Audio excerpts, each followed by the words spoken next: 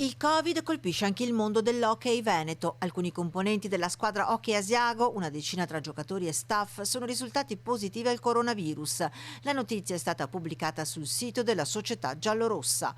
L'Asiago Hockey 1935 comunica, si legge nella nota, che alcuni componenti della squadra sono risultati positivi al Covid-19, nonostante tutte le precauzioni, le cautele e le linee di condotta più restrittive già adottate.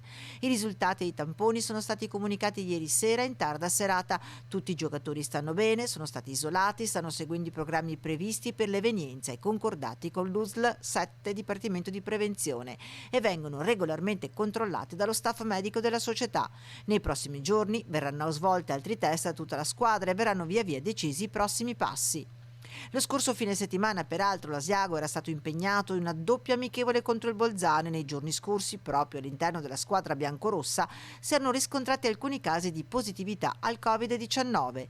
Una tegola pesante questa, che arriva a meno di una settimana dal debutto in Alps Hockey League, sospesi intanto dalla società in via temporanea e cautelativa gli allenamenti e le attività di preparazione. Quasi sicuramente verranno rinviati anche i primi due impegni ufficiali della stagione, ovvero le due gare di Alps Hockey League in programma sabato 3 e giovedì 8 ottobre contro il Fassa.